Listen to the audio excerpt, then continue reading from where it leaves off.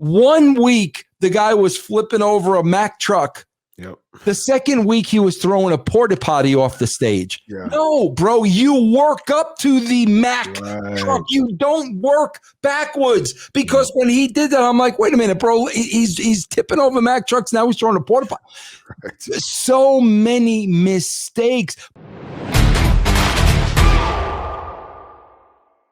Perhaps the biggest, I would say most likely the biggest name that was on that list is Braun Strowman. Now, I would say that as far as the biggest person on the list as far as star power is concerned, but as far as how they booked the list of people, but he's the former Universal Champion, beat Goldberg, and I mean, Braun Strowman on anybody. And, this is another person who was, he got to the point where he was real chubby, got into like chiseled shape, did his part.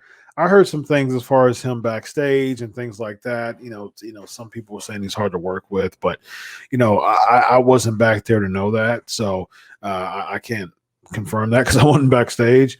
But at the same time, that could be, a factor if that is true. That definitely could be a factor. But at the end of the day, that to me, that was another person that was ill booked and that had so much potential that the WWE never really sunk their teeth in really developing the Braun character. The Wyatt family, that was a really good way to introduce him, but he had so many missed opportunities of really breaking that glass ceiling.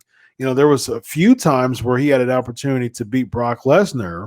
Yeah. And he lost to him. I remember the Saudi event when Reigns had to go and ended up being a singles match between Braun and Lesnar. I said, okay, well, this is the moment. This is that Saudi event when it was supposed to be the triple threat. Reigns had to go because he had leukemia. He came out of remission. And this is it. Here you go. Braun Strowman beat Brock Lesnar. Boom. What happens? Braun, he loses to Brock Lesnar. And I said, why would you do that? This is the perfect opportunity. And Chris, do you remember they built him? He lost to Lesnar. Then they built him again, and he lost again. Bro, at that point, it's game over. Yep. You can get away with that once. The guy's got to win the comeback. When you build him up again and it's game over at that point, bro, because the audience is going to lose faith and hope in that character. And that's exactly what happened, bro. Yeah. And then, bro, I hear that, Braun, and I don't know him either like you, but bro, I hear that he really is one of these good old country boys. And let me tell you something, bro. If you're a good old country boy, they're going to take advantage of you. And if you're yes, sir, no, sir, they're going to take advantage with you. And maybe as he was there longer and longer, he stood up and spoke up a little bit more. But also, Chris, you got to understand, I remember calling this when it happened. 1 week, the guy was flipping over a Mack truck. Yep. The second week, he was throwing a porta potty off the stage. Yeah. No, bro, you work up to the Mack truck. You don't work backwards, because when he did that, I'm like, wait a minute, bro. He's tipping over Mack trucks. Now he's throwing a porta potty. Right. So many mistakes, bro. You're allowed some mistakes. I made some mistakes. Mm-hmm. But, bro, you can't keep repeating them over and over, because a talent's going to be dead in the water. 100%. Absolutely. And then I think what really kind of was the beginning of the end to me was, definitely the multiple, like he actually lost 3 times to Brock, but in 3 different cages, multi-person matches too.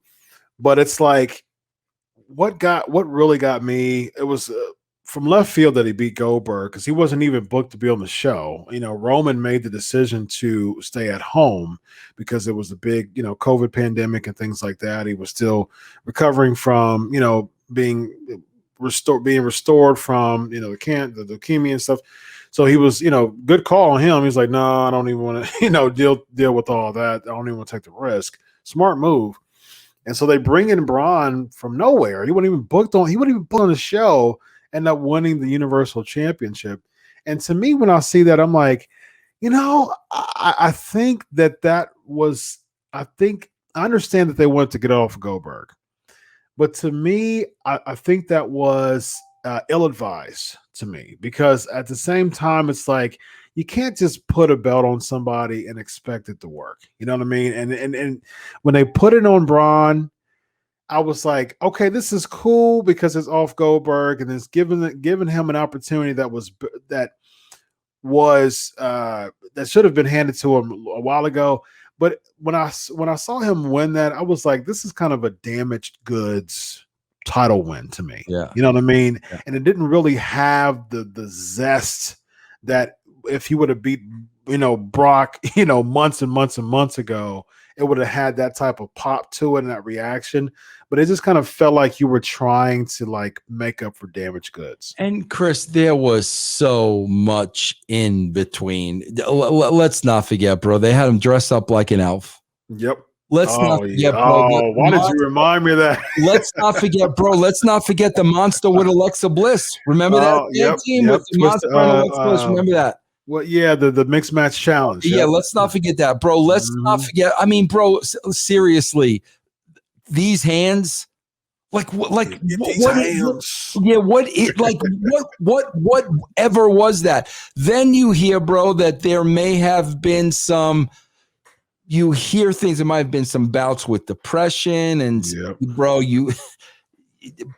and then, bro, the stupid angle, which was the last big angle. He was in Shane McMahon telling this guy how stupid he was every single week.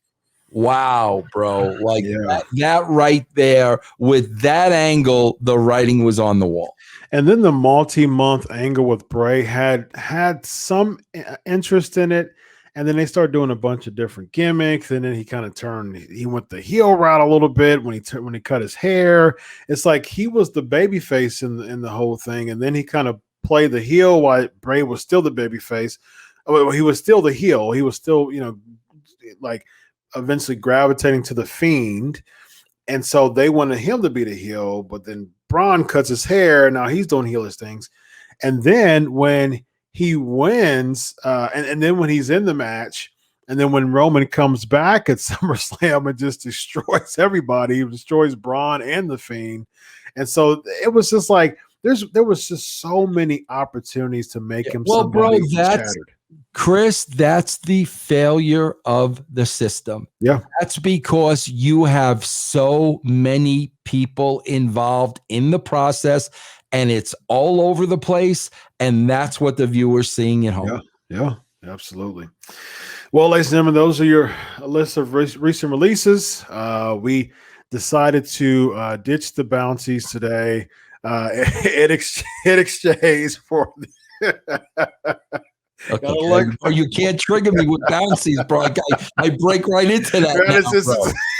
Are we doing bouncies next week? We got to do bouncies next week. Okay, thank God. I hope nobody gets released. We got to do bouncies next week.